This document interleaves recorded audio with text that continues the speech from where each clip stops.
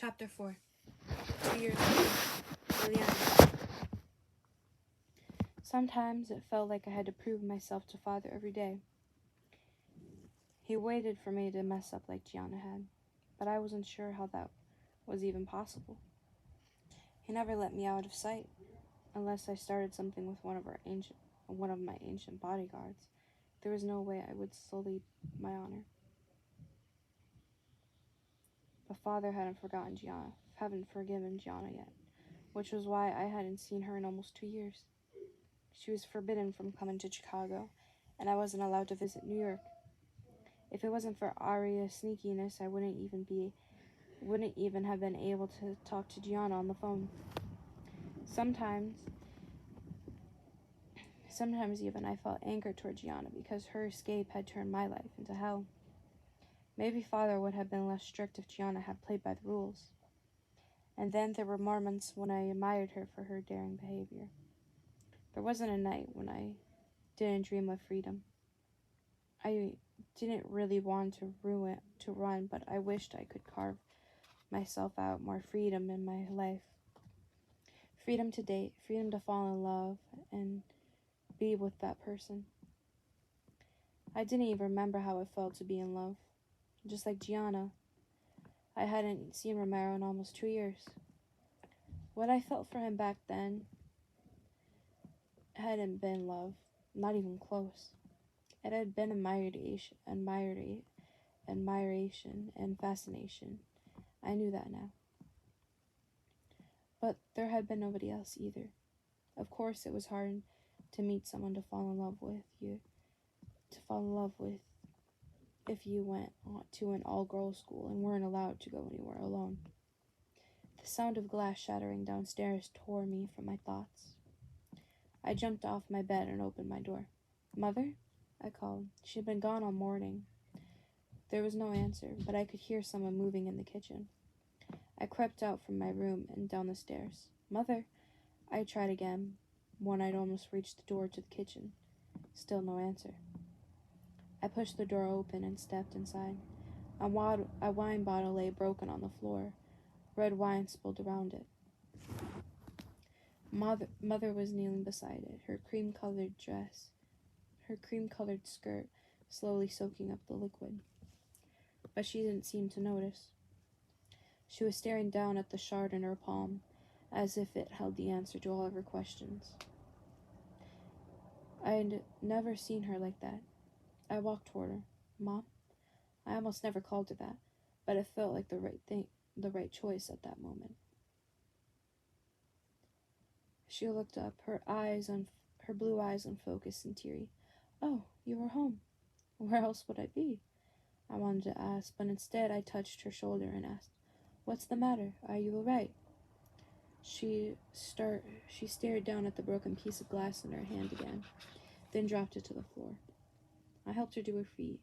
She wasn't steady on her legs, and I could smell alcohol in her breath. It was still early for her to start drinking, and she wasn't really much of a drinker at all. "I was at the doctor's."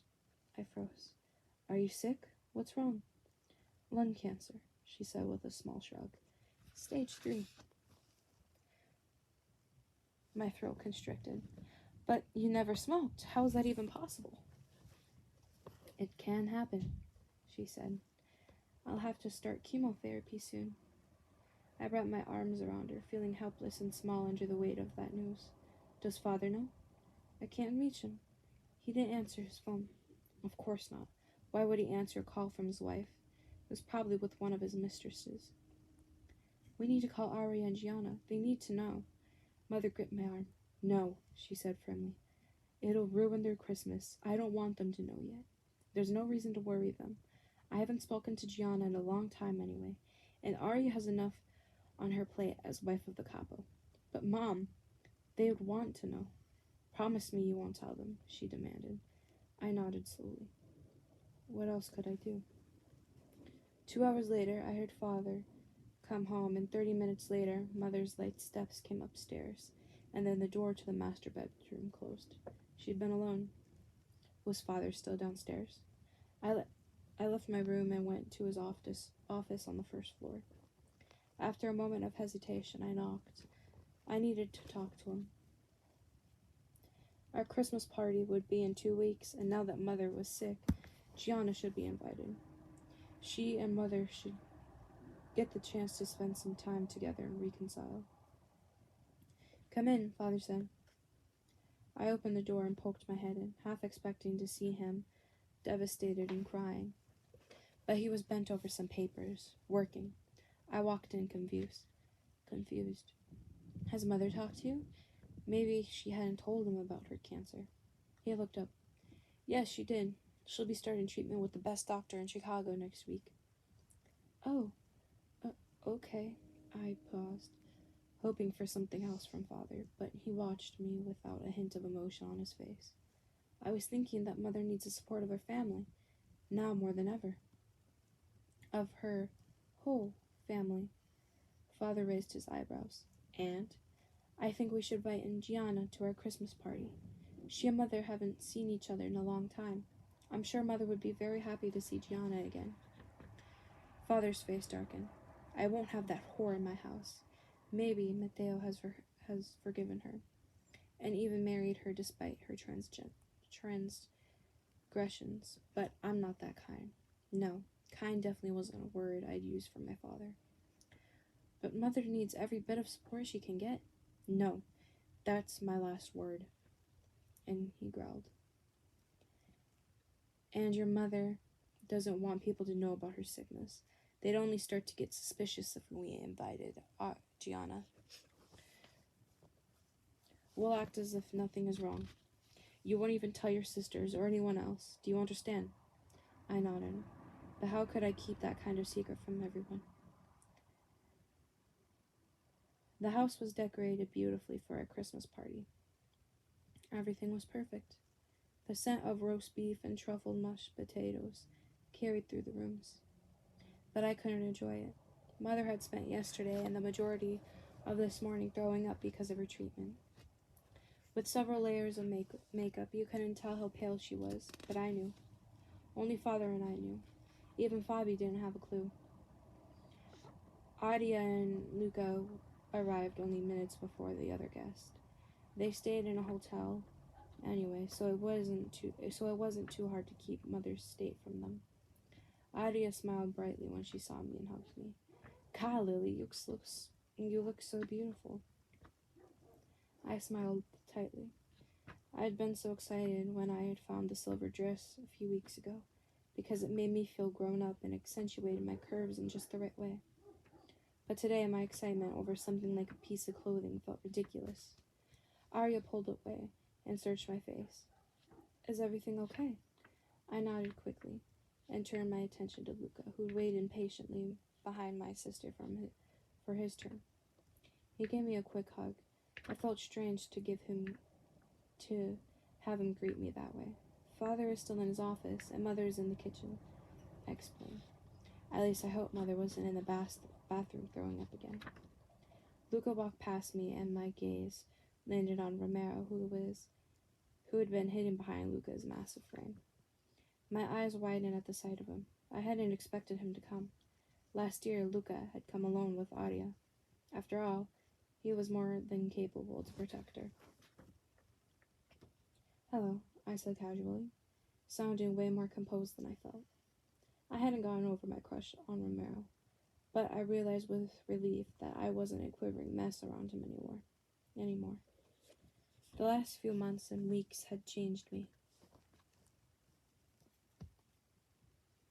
"Romero." Luca had business to conduct with Scuderi and Dante Cavallaro. That was the only reason why I'd come to Chicago with them at all. And now, as I stood in the doorway to the Scuderi mansion, staring at Liliana, I wondered if I shouldn't have come up with an excuse. The last time I'd seen Lily, she had been a girl, and while she still wasn't a woman, she'd grown a lot. She was fucking stunning. It was difficult not to look at her. It was easy to forget that there was still a few months until she'd be of age. Easy to forget that she was way out of my league. She tilted her head in greeting and stepped back. Where had the blushing, flirting girl gone? I had to admit I was sad she wasn't giving me her flirty smile. Though it had always bothered me in the past. I followed Luca and Arya into the house. I could hear Lily's steps close behind me. I could smell the flowery perfume and even see her slender frame from the corner of my eye. It took a lot of restraint not to glimpse over my shoulder to get another good look at her. I spent the next couple of hours watching her discreetly as I pretended to be busy guarding Arya. Not that I had much to do anyway, but the more I watched Lily, the more I realized something was wrong. Whenever she thought nobody was paying attention to her, she seemed to deflate, her smile falling, her shoulders slumping. She was a good actress when she gave it her full attention, but her few moments of inattentiveness were enough for me. Over the years as a bodyguard, I learned to be aware of the smallest signs. When she left the living room and I didn't come back, worry overcame me. But she wasn't my responsibility. Arya was. I glanced at Luca's wife. She was in deep conversation with her mother and Valentina Cavaliero. I excused myself. She'd be safe here. Luca was just across the room, in what looked like an argument with Dante and Scuderi. Once I found myself in the foyer, I hesitated. I wasn't sure where Liliana had gone, and I could hardly search the entire house for her. If someone found me, they might think I was spying for Luca.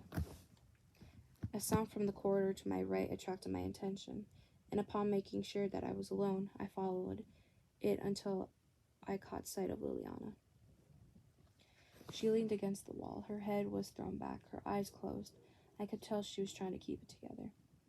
And yet, even like that, she was a sight to behold. Fucking gorgeous, with long blonde hair, immaculate skin, high cheekbones, and a slender figure. One day a man would be very lucky to be married to her. The idea didn't sit well with me, but I didn't linger on my inappropriate reaction. I walked toward her, making sure to make my steps audible so she knew she wasn't alone anymore. She tensed, her eyes fluttering open, but when she spotted me, she relaxed again and turned away. I wasn't sure what to make of her reaction to my presence. I stopped a couple of steps from her, a proper distance. My gaze traveled over her long, lean legs, her narrow waist before I quickly moved on to her face. Liliana, are you okay? You've been gone for a long time. Why do you insist on calling me Liliana when everyone always calls me Lily? She opened her eyes again, blue eyes surrounded by thick, dark lashes, and that kept you memorized. Thick, dark lashes that kept you memorized, and smiled bitterly. She had fucking amazing eyes and amazing pink lips. Damn it. Did my sister tell you to watch me? She asked with a hint of accusation in her soft voice. As if I needed someone to tell me. It had almost been impossible to keep my eyes off of Liliana tonight. No, she didn't, I said simply. She didn't need to know why I had come to look for her. She was young, and regardless of her immature attempts at flirting in the past, she was innocent. Her blue eyes held confusion. Then she turned her face to the side, leaving me to stare at her profile. Her chin wobbled, but she swallowed, and her expression evened out. You need to watch Arya. Luca is there, I said. I moved a bit closer, too close. Liliana's perfume wafted into my nose, made me want to bury my face in her hair. God, I was losing my fucking mind. I can tell that something is wrong. Why don't you tell me? Lily straightened, with narrowed eyes.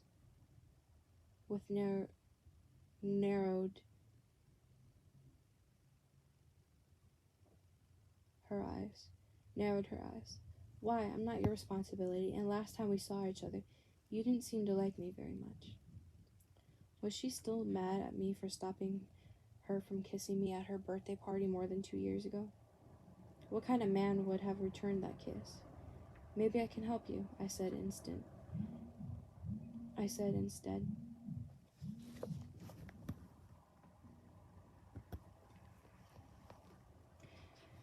She sighed, her shoulders slumping with that weary expression. She looked older somehow, like a grown woman, and I had to remind myself of my promise and oath again. Her eyes brimmed with tears when she peered up at me, but they didn't fall. Hey, I said softly. I wanted to touch her, brush her hair away from her. Fuck, I wanted much more than that. But I stared where I was. I couldn't go around touching a daughter of the Alfred's consigliere. I shouldn't have been alone with her. You can't tell anyone, she said. I hesitated. Luca was my capo. There were certain things I couldn't keep from him. You know I can't promise that, without knowing what you're gonna tell me. And then I wondered if maybe she was pregnant, if someone had broken her heart. And the idea made me furious. I wasn't supposed to want her. I shouldn't want her, and yet. I know, but it's not about the outfit or the familia. She lowered her gaze and swallowed. God, I'm not supposed to tell anyone, and I hate it. I hate that we're keeping up the charade when things are falling apart. I waited patiently, giving her the time she obviously needed. Her shoulders began to shake, but she didn't cry. I wasn't sure how she did it. My mother has cancer. That wasn't what I expected. Although now that I thought about it, her mother had looked pale despite the thick layer of makeup on her face. I touched Lily's bare shoulder and tried to ignore how good it felt, how smooth her skin was. I'm sorry. Why don't you talk to Ardia about it? I thought you and her talk about everything. Gianna and Ardia talk about everything. I'm the little sister, the fifth wheel. She sounded bitter. Sorry, she released a long breath, obviously trying to get a grip on her emotions. Father forbade me from telling anyone, even Ardia, and here I am telling you. I won't tell anyone. I promised before I could really think it through. What was I doing promising that kind of thing to Lily? Luca and the Familia were my priority. I need to consider the consequences if the wife of the consigliere was sick. Would that weaken him in the outfit? Luca might think so. And not just that. I was supposed to protect Adia. Wasn't it my job to tell her that her mother was sick? That was the problem if you started to think with your dick. Then things get messed up. Then things always get messed up. Lily tilted her head to the side with a curious expression. You won't? I leaned against the wall beside her, wondering how I was going to get out of that corner. Why don't you think you should tell your sister? It's her mother. She deserves to know. I know. Don't you think I don't? Don't you think I don't know that? She whispered desperately. I want to tell her. I feel so guilty for keeping it a secret. Why do you think I'm hiding in the hallway? Then tell her. Father would be furious if he found out. He's been on edge for a long time. Sometimes I think it takes only the smallest incident and he'll put a bullet through my head. She sounded fucking scared of her own father. And the bastard was scary. I took her hand. Has he done anything to you? I'm sure Luca could figure out a way to keep you safe. What the fuck was I talking about? Scuderi would convince Dante to start a war if Luca took his youngest daughter away from him. You never got involved with other people's family problems. That was one of the most important rules in our world. Father wouldn't allow it, she said, without hesitation. She wasn't really the kid I'd first met. This world took away her innocence far too soon. And he didn't do anything, but he'd be furious. And he didn't do anything. He'd be furious if I went against his orders. You know your sister. She'll never tell anyone. then she'll have to keep it a secret, and she wouldn't even be able to talk to Mother about it. Why is everything such a mess? Why can't I have a normal family? She looked at me for answers I couldn't give. We both had been born into this world, and were bound by its rules. We can't choose our family. And in my case, not even my future husband, she said, surprising me. Something in her expression raised my walls. There were lines I couldn't cross. She shook her head. I don't know why I said it. This isn't what I should be worried about now. She looked down at my hand, which was still holding hers. I released her. If Scuderi or any one of his men walked in on us, Scuderi would have a new reason to lose his shit. You know what? I will tell her, Lily said suddenly. She straightened and gave me a grateful smile. You were right. Aria deserves to know the truth. Now that she didn't lean against the wall anymore, we were even closer. I should have taken a step back and kept my distance, but instead my eyes were drawn to her lips. Lily surprised me by walking away. Thank you for your help. I watched her turn the corner, and then she was gone. Liliana. My heart hammered in my chest, not only because I'd been alone with Romero and had barely managed to leave without kissing him, but because I was determined to go against Father's orders. Maybe Romero had told the truth, and he wouldn't tell my sister and Luca about my mother. But really, why should he keep a secret from me? We weren't a couple. We weren't even friends. We were nothing to each other. The thought buried itself like a heavy weight in my stomach. It was better if I told Aria now. She'd find out eventually, and I wanted it to be from me. I headed back into the living room, where I found her deep in conversation with Valentina and a plate of pescado in her hand. Valentina smiled at me, but there was a flicker of pity in her green eyes. Did she know? Of course she did. Father probably had told his boss, Dante, right away, and Dante had told his wife. Had Father told other people as well? People he thought more deserving of the truth than his own family? Hi, Val, I said with a smile. Can I steal Aria from you for a moment? I have to talk to her. Aria gave me a questioning look, but Valentina nodded as if she knew why I needed to be alone with my sister. I linked arms with Aria and casually strolled through the room with her. Aria was tense. She knew something was up. I didn't want Father or Mother to get suspicious, so I tried to keep a relaxed expression. I caught Romero's gaze across the room as he slunk back inside. He made his way over to where Luca and Dante stood beside the fireplace, but not without a last encouraging nod. Somehow that small gesture made me feel better. In the last 2 years, I'd convinced myself that the thing with Romero was nothing but a silly crush. But now, I wasn't so sure anymore. I liked his calm protectiveness. It gave me a sense of safety I longed for. Lily, what's going on? You've been acting very odd all evening, Aria whispered as we headed toward the lobby. I'm going to tell you in a moment. I want us to be alone. Aria's face clouded with worry. Has anything happened? Do you need my help? I led her upstairs and into my room. When the door was closed behind us, I released Aria and sank down on my bed. Aria sat down beside me. It's Mother, I said in a whisper, not bothering to hide my pain any longer. She's got lung cancer. Maybe I should have broken it to her in a less direct manner, but it wouldn't have made the news less horrible. Aria stared at me with wide eyes, then she slumped against the wall, releasing a harsh breath. Oh God, I thought she looked exhausted, but I blamed it on another fight with Father. They're still fighting, and it's making everything worse.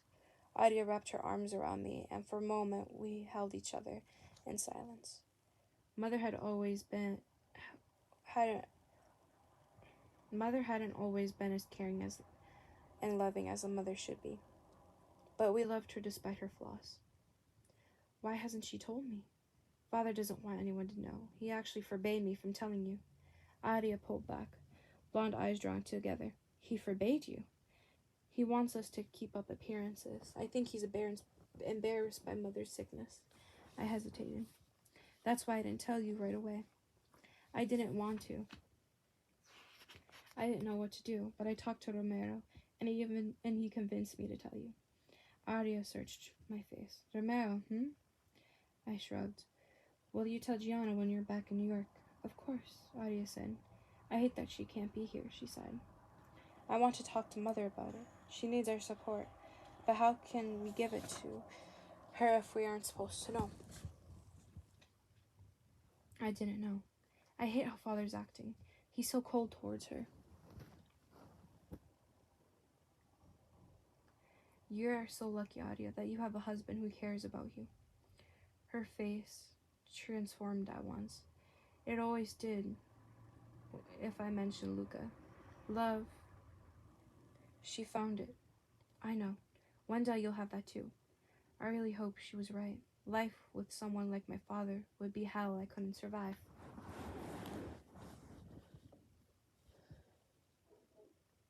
With every passing day, Mother faded a bit more. Sometimes it felt like all I had to do was look away for a moment, and her skin had already become a scarier shade of gray. She'd lost even more weight. Even her beautiful hair was gone completely. It was impossible to keep her sickness a secret anymore. Everyone knew.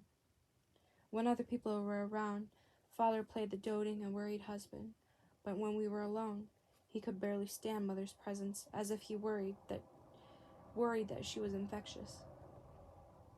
It fell on me to support her while I tried to get through my last year in school. Aria, Gianna, and I talked on the phone almost every day.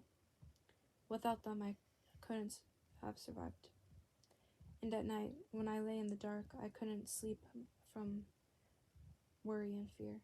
I remember the way Romero had looked at me at our Christmas party, as if he saw me for the very first time, really saw me as a woman and not just a stupid child. The look in his brown eyes made me feel warmer, even if it was only a memory. A soft knock made me sit up. Yes, I said quietly. Please don't let Mother be throwing up again. I wanted one night without the acid smell in my nose. I felt bad for the thought. How could I think something like that? The door opened and Fabi poked his blonde head through the gap. Before he slipped in, his hair was disheveled, and he was in his pajamas. I hadn't drawn the curtains, so I could tell that he'd cried, but I didn't mention it. Fabi had turned 12 several months ago, and was too proud to admit his feelings to anyone, even me. Are you asleep? Do I look like I've been sleeping? I asked teasingly. He shook his head before he put his hands in his pockets of his pajama pants. He was too old to come into bed with me. He was scared of something. Father would have ripped Fabi's head off if he found him, with tears on his face in my room. Weakness wasn't something Father tolerated in his son, or anyone really. Do you want to watch a movie? I scooted to the side. I can't sleep anyway. You've got only girl movies, he said, as if I was asking a huge favor of him. But he headed toward my DVD shelf and picked out something he could tolerate. Then he sat down beside me with his back against my headboard. The movie started as we watched in silence for a long time. Do you think Mom is going to die? Fabi asked suddenly, his gaze fixed on the screen. He had become better at masking his emotions in the last few months. It wasn't long before he'd be like all the other men in our world. No, I said with all the conviction I didn't feel.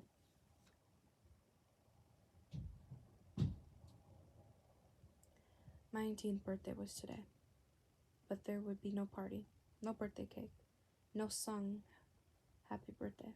Mother was too sick. There was no room in our house for celebrations or happiness. There hadn't been in a long time. Father was hardly home anymore. Always gone on business, and recently Fabi had started to accompany him, and so I was left alone with Mother. Of course, there was a nurse and our maid, but they weren't family. My mother didn't want them around, and so I was the one sitting at her bed after school, reading to her, trying to pretend that her room didn't smell of death and hopelessness. Adi and Gianna had called in the morning to wish me happy birthday. I knew they'd want to visit, but Father had forbidden it. Not even for my birthday. He could be nice. I put the book down that I'd read to Mother. A Wrinkle in Time, her favorite. She was asleep. The noise of her respiratory aid, a click and rattling, filled the room. I stood, needing to walk around a bit. My legs and back were stiff from sitting all day. I walked toward the window and peered out. Life was happening everywhere around me, but I was left to stand at the sideline. My phone buzzed in my pocket, startling me from my thoughts. I took it out and found an unknown number on my screen. I pressed it against my ear. "Hello?" I whispered it as I walked out into the corridor as not to disturb my mother, even though noises hardly woke her anymore. "Hello, Liliana." I froze. "Romero?" I couldn't believe he'd call me. And then a horrible idea struck at me, and the only explanation for his call. "God, did something happen to my sisters?" No, I'm sorry. I didn't mean to scare you. I wanted to wish you a happy birthday." His voice was smooth and warm and deep, and it soothed me like honey did with a sore throat. "Oh," I said. I braced myself against the wall as my pulse slowed again. I wasn't sure what to make of his call. I didn't want to see it as more than it was. Didn't want to have my hopes crushed again. "Thank you. Did my sister tell you it was my birthday?" I smiled lightly. I could imagine Arya doing that, hoping to cheer me up. Arya couldn't help it. She needed to see us happy. She hadn't talked to me about Romero in a while, but I was fairly sure she knew that I still liked him. She didn't have to. "I know your birthday." I didn't say anything, didn't know what to say. He remembered my birthday? "Do you have any birthday plans?" "No, I'll stay at home and take care of my mother," I said tiredly. I couldn't remember the last time I slept through the night. If Mother didn't wake me because she threw up or was in pain, then I lay awake staring into nothingness. Romero was silent on the other end before he continued in an even gentler voice. "Things will get better. I know things look hopeless right now, but it won't always be like this. You've seen a lot of death in your life. How can you stand it? It's different if someone you care for who's dying, or if it's business related." He had to be careful what he said on the phone, so I regretted having brought it up. But hearing his voice felt too good. "My father died when I was 14. We weren't as close, but as I wanted us to be, but his death was the only one that really got me so far. Mother and I aren't as close as many of my friends are with their mothers. And now that she's dying, I regret it. There's still time, maybe more than you think." I wanted him to be right, but deep down I knew it was only a matter of weeks before Mother would lose her battle. "Thanks, Romero," I said softly. I wanted to see his face, wanted to smell his comforting scent. "Do something that'll make you happy today, even if it's only something small." "This makes me happy," I admitted. "That's good," he said, but I caught a hint of hesitation in his tone. Silence followed. I need to go now. Suddenly my admittance embarrassed me. When would I stop putting myself out there? I wasn't someone who was good at hiding her emotions, and I hated it. "Goodbye," Romero said. I ended the call without another word, then stared at my phone for a long time. Was I reading too much into Romero's call? Maybe he wanted to be polite and call the sister of his boss's wife on her 18th birthday to gain some bonus points. But Romero didn't seem to be the type for that. But why had he called? Had it something to do with the way he had looked at me at our Christmas party? Was he starting to like me as much as I liked him? 2 weeks after my birthday, Mother's health deteriorated even farther. Her skin was papery and cold, her eyes glazed from the painkillers. My grip on her was loose, scared of hurting her. She looked so breakable. Deep down, I knew it wasn't. it wouldn't be much longer. I wanted to believe a miracle would happen, but I wasn't a small kid anymore. I knew better. Sometimes I wished I were still that naive girl I used to be. Arya? Mother said in a wispy voice. I jerked up in my chair and leaned closer. No, it's me, Liliana. Mother's eyes focused on me and she smiled softly. It looked horribly sad on her worn-out face. She'd been so beautiful and proud once, and now she was only a shell of that woman. My sweet Lily, she said. I pressed my lips together. Mother had never been the awfully affectionate type. She hugged us and read bedtime stories to us and generally tried to be the best mother she knew how to be. But she'd almost never called us nicknames. Yes, I'm here. At least until Father would try to send me away again. If it were up to him, Mother would be locked away from everyone she loved, only cared for by the nurses he'd hired until she finally passed away. I tried to tell myself it was because he wanted to protect her, to let a proud woman be remembered as she used to be and not only for her sickness. And I had a feeling that wasn't his main incentive. Sometimes I wondered if he was embarrassed of her. Where are your sisters and Fabi? She peered over my head as if expecting to see them there. I lowered my gaze to her chin, not able to look into her eyes. Fabi is busy with school. That was a blatant lie. Father made sure Fabi was busy with God only knows what, so he didn't spend too much time with our mother, as a father worried her sickness would rub off on Fabi if he got too close. Adia and Gianna will be here soon. They can't wait to see you again. Did your father call them? Mother asked. I didn't want to lie to her again. But how could I tell her that Father didn't want them to visit our dying mother? That they wouldn't even have known if she was close to dying if I hadn't called them. I filled her glass with water and held it to her lips. You need a drink. My mother took a small sip, but then she turned her head away. I'm not thirsty. My heart broke as I set the glass back down on her nightstand.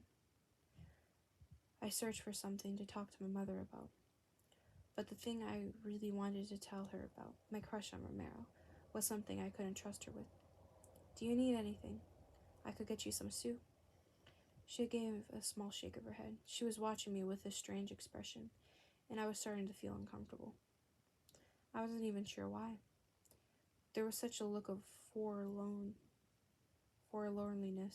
and longing in her gaze that it spoke to a dark place deep inside me.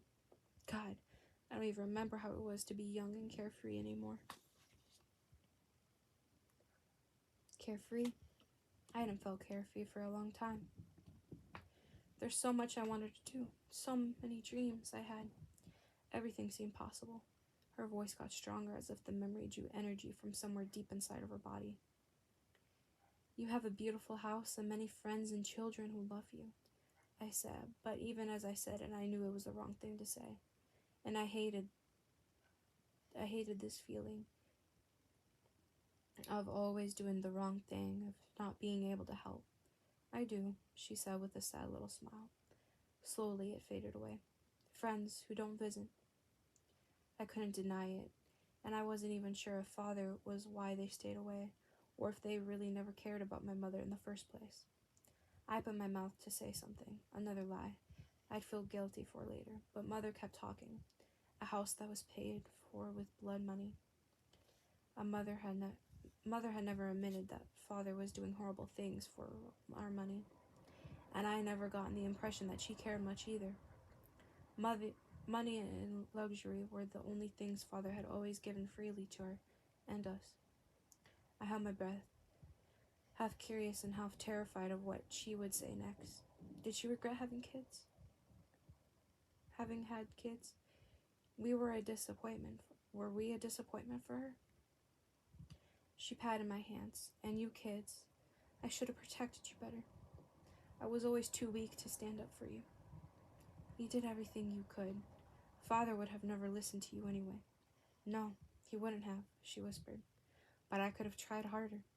There's so many things I regret. I couldn't deny it.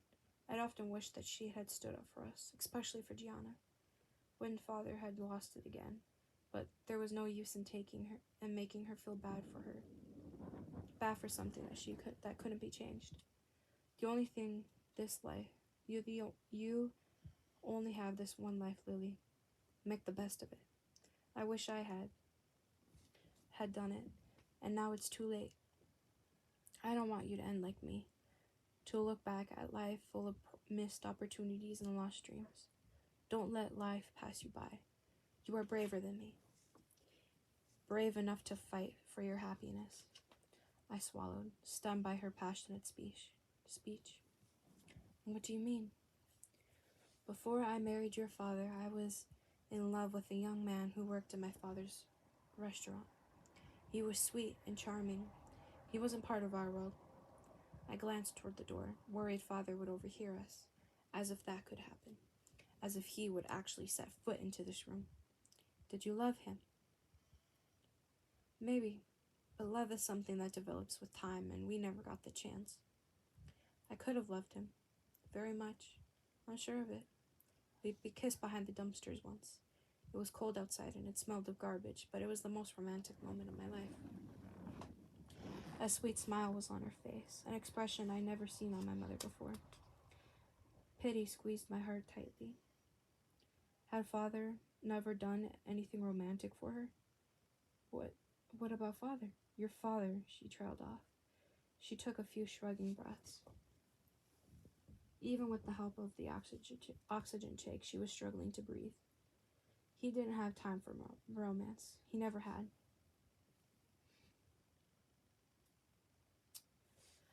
But he had time for whores behind my mother's back.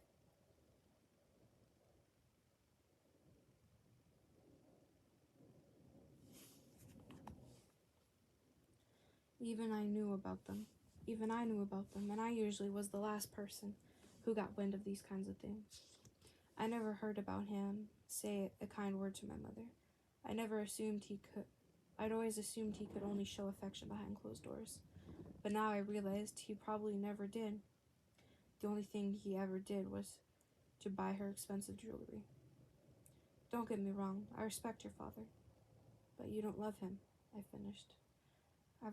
I'd always been sure Mother loved Father, even when he didn't return the feeling. But finding out that there was nothing between them somehow felt like a punch in the stomach. Adia and Gianna had made the best of their arranged marriages, but now I realized that many weren't as lucky and never found love or even tolerated their husbands. Most women in our world were trapped in a loveless marriage with a cheating and sometimes even violent man. She sighed, her eyes sliding shut, her skin becoming even paler than before. I always told myself there was still time to do some things I love, to be happy, and now it's too late. Would those words always feel like a punch every time she voiced them? No, I said shakily, it's not. Don't give up. She looked at me with a sad smile. It won't be much longer. For me, there's nothing but regret. But you have your whole life ahead of you, Liliana. Promise me you'll live it to the fullest. Try to be happy. I swallowed hard. All my life, my mother had always told me to accept my fate, to be a good girl, to be dutiful.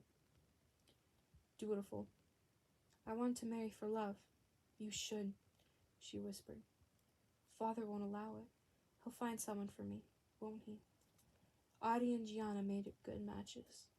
You don't have to marry for tactical reasons. You should be free to fall in love and marry that special boy.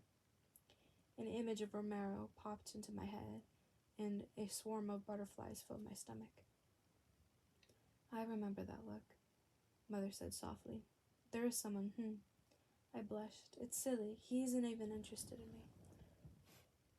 How could he not be? You are beautiful and intelligent and come from a good family. He'd be crazy not to fall for you. I never talked to my mother like this, and I felt incredibly sad about that it had taken cancer for us to be this close. I wished she'd had been that kind of mother before, and then I felt guilty for thinking something like that. He's not someone Father would approve of, I said eventually, and that was a huge understatement. He's just a soldier. Oh, Mother whispered. She had trouble keeping her eyes open. Don't let anyone stop you from achieving your happiness. The last few words were barely audible as Mother slowly drifted off to sleep. I slipped my hand out from beneath hers and stood. Her breathing was labored, raspy, and flat. I could almost imagine how it would stop at any step. I could almost imagine how it would stop at any second. I backed out of the room, but didn't close the door. I wanted to make sure I didn't hear if I wanted to make sure if I could make sure I would hear it if Mother called for help. I headed toward the staircase, where I almost bumped into Father. Mother will be happy to see you, I said. But she's just fallen asleep, so you'll have to wait for a bit. He loosened his tie. I wasn't going to see your mother. I have a few more meetings scheduled. Oh, right. That's why he smelled like a perfume shop, and why his suit was wrinkled. He'd spent the morning with one of his whores and was probably on his way to the next. But she'd love to see you later. Father narrowed his eyes. Did you call your sisters? Luca called me this morning to tell me he and Ari were on their way to Chicago to visit your mother. They have a right to say goodbye. Do you really think they want to see your mother like this? Your mother was once a proud woman.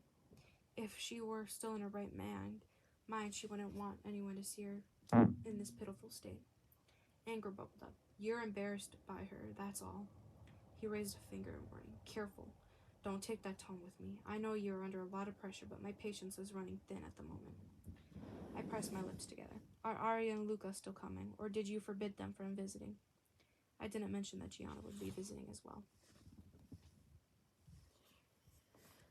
He'd find out soon enough, and then Luca would hopefully be there to calm him down. Vera will be here in the afternoon. That'll give Luca and Dante the chance to discuss business. That's what he worried about, business. His wife was dying and he didn't give a shit. I nodded and left without another word. Half an hour later, I watched my father leave the house again. There had been a time when I looked up to him, when I'd seen him in his black suit and thought he was the most important person in the world, but that hadn't lasted long. The first time he raised his hands against Mother, I knew he wasn't a good man I thought he was. Ada, Gianna, and Luca arrived 2 hours later. Matteo had stayed in New York, not only because Luca needed someone he trusted there, but because Gianna's encounter with Father would be explosive anyway. If Matteo was there as well, someone would die.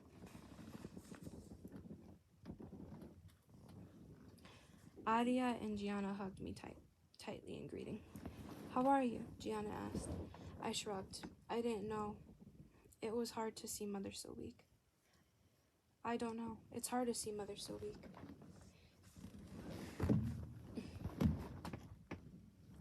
And Father's acting like a jerk.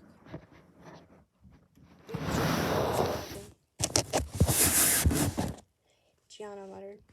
Luca gave me a small nod. I'll wait in the kitchen. I still have a few phone calls to make. I had a feeling he only wanted to give us time alone with our mother and was grateful for that. I almost asked him about Romero, and then I stopped myself. I led my sisters upstairs. When we stepped into Mother's bedroom, shock flashed across their faces. Even I, who kept her company every day, was shocked every morning when I saw how broken she looked, and the smell was as well. The nurses cleaned the floor and furniture with disinfectant twice a day, but the stench of decay and urine still covered everything.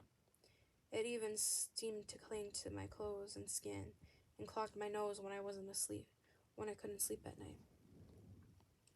Mother was awake, but it took a moment before recognition shone in her eyes. Then she smiled, and for a moment, despite the tubes disappearing in her nose, she didn't look like death had already marked her as his. Ardia immediately walked toward the bed and hugged Mother carefully. Gianna was tense beside me. She and Mother hadn't seen each other in a while, and they hadn't exactly parted on good terms. When Ardia stepped back, Mother's gaze settled on Gianna, and she started crying. "Oh, Gianna," she whispered. Gianna rushed toward her mother and embraced her as well. It almost broke my heart, and that this was reunion had such a horrible.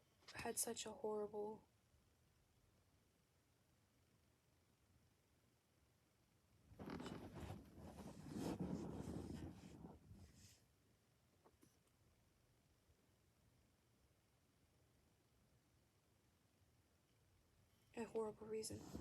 I wish we'd come together like this long before today. I pulled 2 more chairs toward the bed and put them next to the one I'd spent countless hours in. We all sat down, and Mother looked at peace for the first time in a while.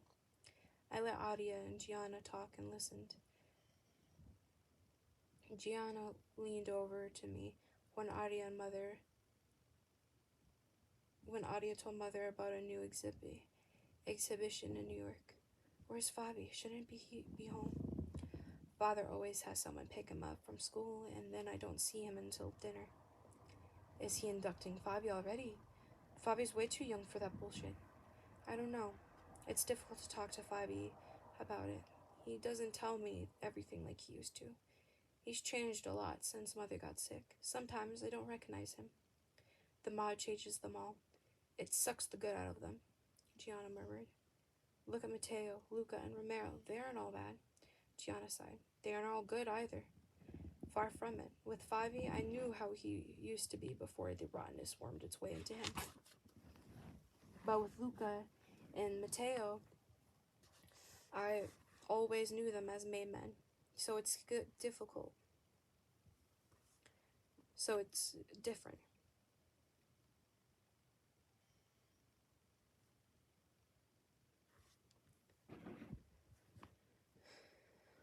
Gianna narrowed her eyes in contemplation. Are you still crushing on Romero? Shouldn't you have moved on to a new target by now?" I flushed, but I didn't reply. Luckily, Arya involved Gianna in the conversation, and I could relax again. Gianna, Arya, and I fell asleep in our chairs. 2 hours later, we were woken by Father's sharp voice. "What is she doing here?" I sat up, taking a few seconds to get my bearings. Father stood in the doorway and was glaring daggers at Gianna. He hadn't forgiven her for what she'd done. He'd probably take his wrath into the grave with him. "I'm not sure. I'm not here to see you, believe me," Gianna muttered. Adia froze from her chair and went over to Father to give him a quick hug. Usually his mood always brightened when she was around, because she was the only one who hadn't disappointed him yet. But he didn't even look at her. "I don't want you in my house," he said to Gianna. I spotted Fabi a couple of steps behind him, obviously unsure how to react. I knew he'd missed Gianna very much, and had always been eager to talk to her on the phone, but Father's influence on him had grown in the last few months, and it was clear that my little brother wasn't sure which side to choose. I stood, chancing a worried look at Mother. She was still out from her meds. I didn't want her to witness this. "Please, let's discuss this outside," I whispered. Father turned on his heels and stepped out into the corridor without a single glance at Mother. The rest of us followed. Gianna didn't give Fabi a chance to make up his mind. She hugged him, and after a moment he hugged her back. He was taller than her now, taller than all of us. Father glowered at my brother. I couldn't believe he wasn't able to let his stupid pride take a step back for once. Mother needed us in her last days, but he didn't give a damn. He didn't even wait for me to close the door before he went off again. "I forbade you from stepping foot into this house," he snarled. I slid the door shut and leaned against it. My legs felt shaky. The last few months had been draining, and I couldn't take it anymore. But I needed to be strong for Mother, for Fabi, and even for my sisters. It's also Mother's house, and she asked to see me," Gianna said. It was true. I lost count of the many times Mother had asked about Gianna. Regardless of how badly their last encounter had gone, they loved each other.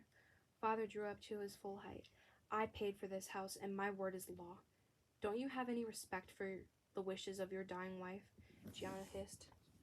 I was pretty sure Father would have hit Gianna, even though she was Matteo's wife, but Luca came upstairs in that moment. It didn't stop Father from saying more nasty things and Gianna firing right back at him. I couldn't take it anymore. I rushed past them. Their fighting followed me down the corridor, even downstairs. I could still hear their shouting. I stormed into the kitchen, threw the door shut, and leaned against it, before I buried my face in my hands.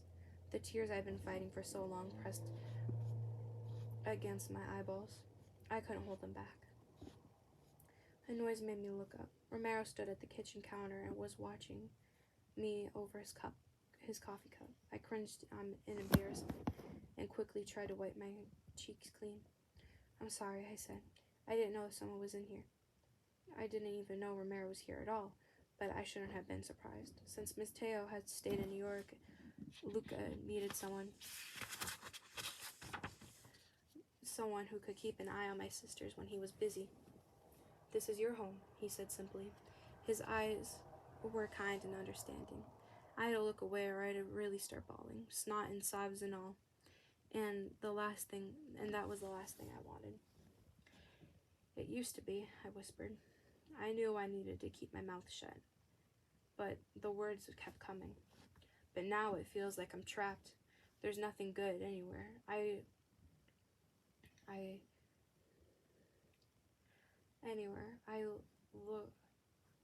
Anywhere I look, there is just darkness, just sickness and hate and fear. I felt silent, shocked at by my outburst. Romero set down his coffee. When was the last time you left the house? I didn't even know. I shrugged. Let's take a walk. We can get a coffee. It's really warm outside. Euphoria burst through the dark cloud that had been my emotions in the last few weeks. Are you sure that's okay? I'll check with Luca, but I don't see why it should be a problem. Just a sec.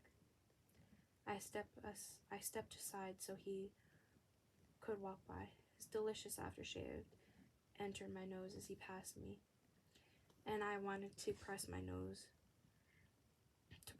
into his shirt to find solace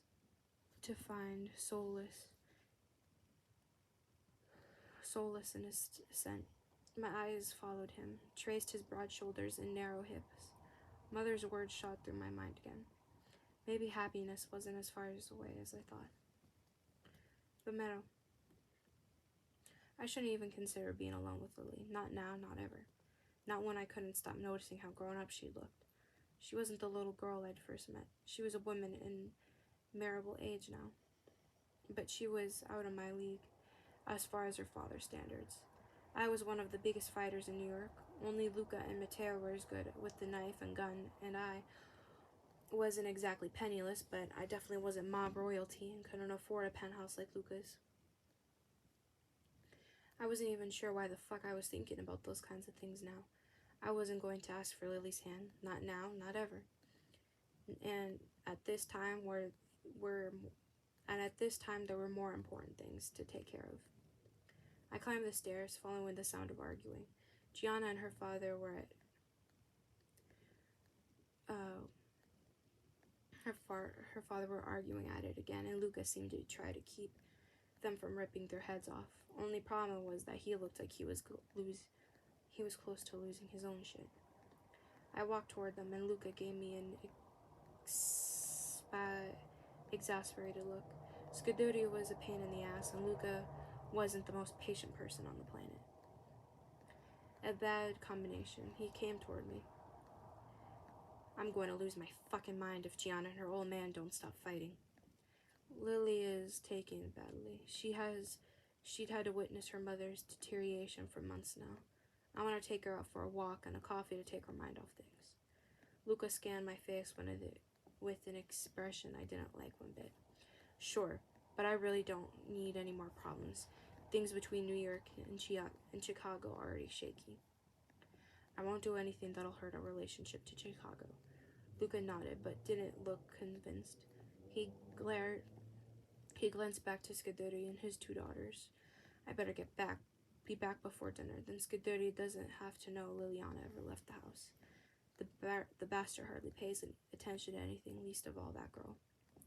I turned on my heel, leaving Luca to his shitty task of meditating between Skiduri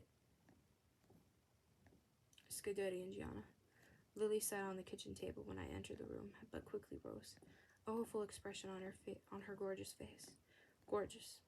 I had to stop thinking like that when I was around her. Lines easily got blurred, and Luca was right. We didn't need any more shit on our plate. So, can we go out? Lily asked with the same hopeful smile on her face.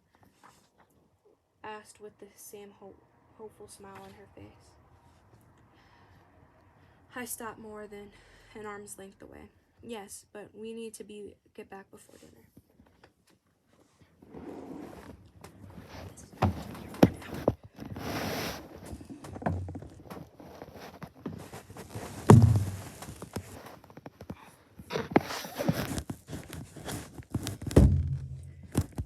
That left a little more than 2 hours.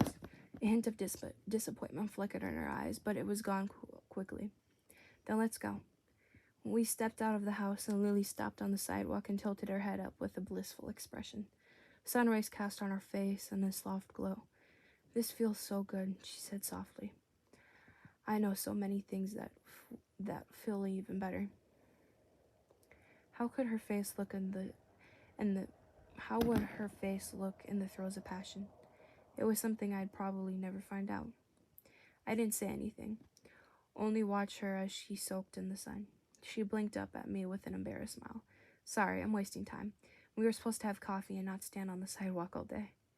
This is all about you. If you'd rather stay here and enjoy the sun, we can do that too. I don't mind. Not one fucking bit. Watching Lily was something I could do all day. She shook her head. Her blonde hair settled in soft waves on her shoulders, and I had to stop thinking from reaching out and letting a strand of it glide through my fingers. For some reason, I didn't know. I held out my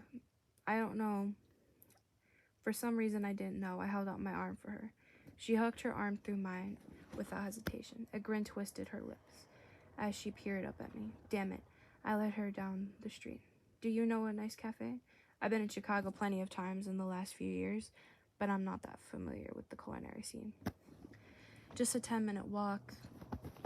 A walk is a small cafe with a fantastic coffee and delicious cupcakes. We could get there. I usually only order everything to go, but we could sit down if you want. There were so many things I wanted, and now that I'd seen her in those tight jeans and shirts, most of them involved Lily naked in my bed. That sounds good. Lead the way. You know what I like about you? You're so easygoing and relaxed. You seem like the guy next door, nice and kind. Lily, I'm a made man. Don't make me into a hero that I'm not. I'm not kind or nice. You are to me, she said lightly. Her blue eyes were far too trusting. She didn't know the things I'd been thinking about her. Most of them hadn't been nice. I wanted to do so many dirty things to her. She wouldn't even understand half of them. And that was why I needed to keep my distance. Maybe she looked grown up, but she still was too young, too innocent. I only smiled. I'm trying. You're doing good, she said teasingly. The sadness and hopelessness were gone from her face for the moment, and that was all the encouragement I needed. Liliana. Romero smirked. Thanks. I could have kissed him then. He looked so handsome and sexy. You're very welcome, I said. We strolled down the street toward the small cafe that looked like it belonged on a cobblestone street in Paris, and not in Chicago. It was strange walking with a man who wasn't twice my age, like my father's bodyguards. Only when we stopped at the counter did Romero release my arm, but until then, we'd walked close like lovers. How would it feel if that were the truth? If you weren't just trying to distract me from my sick mother? if we really were a couple. Everything okay? Romero asked in a low voice. I had been staring. I quickly turned my attention to the girl behind the counter, who was waiting for our order. A cappuccino and a red velvet cupcake, I said distractedly. It was my standard order, and my mind was too frazzled to check the blackboard for the daily specials. The same for me, Romero said, and took his wallet out to pay for us both. You didn't have to pay for me, I whispered when we walked toward a free table near the window. Romero raised one dark eyebrow. A woman never pays when she's with me. Oh, I said curiously. Remo looked like he already regretted his comment, but it was too late. He'd piqued my curiosity. How many girlfriends have you had? It was a very personal question. Romero chucked. That's not something I'm going to tell you. That means many, I said with a laugh. The server brought our order, giving Romero time to compose himself. The moment she was out of earshot, I said, I know how things are with our men. You have a lot of women. So you know all of us, Romero asked. He leaned back in his chair like he didn't have a care in the world. His white shirt clung to his muscled chest and arms, a very distracting view. I took a sip from my cappuccino. Women talk, and from what I hear, most May men don't say no to the whorehouses of the outfit. For most of them, it's some kind of hobby to have as many women as possible. I doubt it's different in New York. Many men do, but not all of them. So, you're the exception? I asked doubtfully. I wanted it to be true, but I was being realistic. Romero took a bite from his cupcake, obviously considering what to tell me. I've had wild days when I was younger, 18 or 19 maybe. And now, do you have a girlfriend? A fiancé? I always put the thought out of my mind, but the way Romero had talked, it was a valid option. I sipped at my coffee, glad for the feel of the cup in my hands. It gave me something to focus on. Romero shook his head with an unreadable look on his face. No, I've had girlfriends in the last few years, but it's difficult to have a steady relationship if your work always comes first. I'm a soldier. The familia will always be on top of my priority. Most women can't bear it. Most women don't get asked if they want this life or not. What about an arranged marriage? I don't like the idea of someone telling me who I should marry. So your family never tried to set you up with someone? Romero grinned. I could have jumped over the table and crawled into his lap. Of course they have. We're Italian. It's in our bloodstream to meddle with our children's lives. But you never liked any of the girls they suggested? I liked some of them. Well, enough, but either they were interesting in me, or I couldn't see myself spending the rest of my life with them. And anybody ever try to force you into marriage? Romero's expression darkened, turned more predatory. How would they force me? I nodded. Yes, how? He was a made man, not a stupid girl. You're right. You can make your own decisions. Romero sat down his coffee cup and leaned forward, elbows on the table. Luca could ask me to marry for political reasons. I probably wouldn't refuse him. But he wouldn't do that, I said. Romero nodded. Maybe you'll get to choose for yourself as well. You might meet the perfect guy soon, and he might be worthy of you in your father's eyes. The perfect guy sat in front of me. It stung that Romero suggested I find somebody else. Didn't he realize I had feelings for him? I didn't want to find some guy my father would approve of. I wanted the man in front of me. Perhaps he saw something in my expression, because after that we talked about random things, nothing of importance, and far too soon we had to make our way back to my home. This time we didn't link arms. I try not to be disappointed, but it was hard. When we stepped inside the entrance hall of the house, I could feel the weight of the lingering sadness return to my shoulders. Romero lightly touched my arm. My eyes traced his strong jaw with a hint of dark stubble, his worried brown eyes, his prominent cheekbones, and then I did what I promised myself not to do again. But right in this moment, in this cold, hopeless house, he was the light, I was the moth. I pushed to my toes and kissed him. The touch was the briefest contact, hardly there, but it made me long for more. Romero grasped my arms and pushed me away. Liliana, don't. I untangled myself from his hold and left without another word. Mother said I should take risks for my happiness, and I was doing just that. Romero. I stormed into the kitchen. I needed another coffee. The door smashed shut behind me and with too much force. I wanted to tear something into tiny pieces. My lips still tingled from that ridiculous kiss. You couldn't even really call it that. It had been over too quickly. Because I acted like the dutiful soldier I was supposed to be. Fuck it. I made myself a cup of coffee and emptied it in 2 gulps. But then put the cup down with a loud clang. The door to the kitchen swung open, and Luca leaned in the doorway with a questioning look on his face. You realize this isn't your home, right?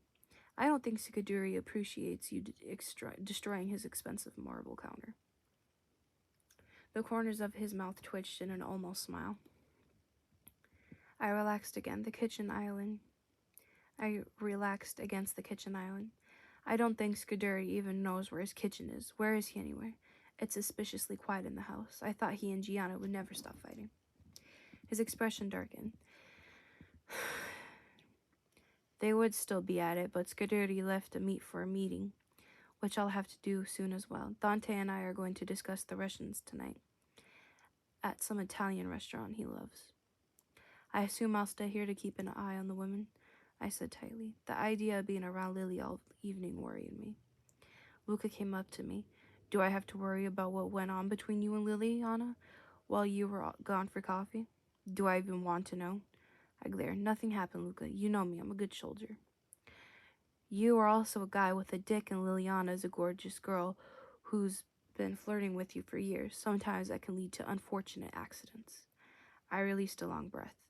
Fuck, Luca muttered. I was joking. Don't tell me there's really been something going on. Liliana kissed me, but you could hardly call it that. Our lips briefly touched, and I pushed her away, so you have nothing to worry about. Oh, but I have to worry considering the look of regret on your face when you said that your lips barely touched. You want her. Yes, I want her, I muttered, starting to get annoyed by his interrogation. Luca used to be the guy who couldn't keep it in his pants, and now he was acting all high and mighty. But I'm not going to act on it. I can control myself. I never do anything to hurt the familia. Luca clapped my shoulder. I know that. And if you're ever at risk of following your dick instead of your brain, just remember that Liliana is going through a lot. She's probably only looking for a distraction. She's vulnerable and young. I know you won't allow her to ruin her life. That was a guilt trip if I ever heard one. I nodded. Maybe because the words waiting on the tip of my tongue were too harsh for my capo. Aria walked into the kitchen in that moment, and she stopped when she saw us. Am I interrupting something? She glanced between Luca and me. I thought we should start dinner. Father gave our maid the day off because he doesn't want anyone in the house right now. That means we have to cook. Let's order pizza, Luca said. He walked toward his wife and pulled her against him before kissing the top of her head. In the first few years of working for Luca, I would have bet everything that he wasn't capable of that kind of affection. Did your conversation have anything to do with Lily? Aria asked carefully, as she rifled through several flyers for pizza delivery services. I didn't say anything, and Luca shrugged. Why do you ask? He said. Aria shook her head. I'm not blind. Lily's been acting odd ever since she returned from her walk with Romero. She fixed me with a warning stare. I don't want her alone with you. Luca's eyebrows shot up. I knew I had to look pretty shocked, too. Don't give me that look. You know I like you, Romero. But Lily has been going through so much recently. And when it comes to you, her brain stops working.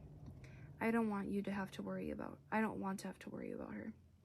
So now you're protecting her virtue, I said sarcastically.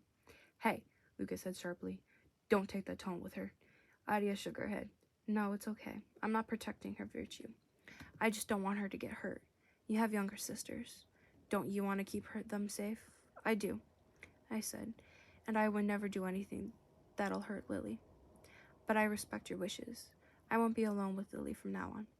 With a curt nod in Luca's direction, I headed out of the kitchen. Adia's words didn't sit well with me. Luca had trusted me with her, though he was a possessive bastard, but Arya didn't trust me with her sister, of course. Truth was, I never been remotely interested in Arya. I wasn't blind. She was beautiful and definitely sexy, but I never fantasized about her. And not just because I knew Luca would cut my dick off, but if I made a move, Liliana was a different matter. I'd imagined her naked body beneath me more than once, and when I was close to her, I wanted to press her against the wall and have my fucking way with her. That was the major problem. Maybe it was for the best that Arya's orders were now another barrier between Lily and me.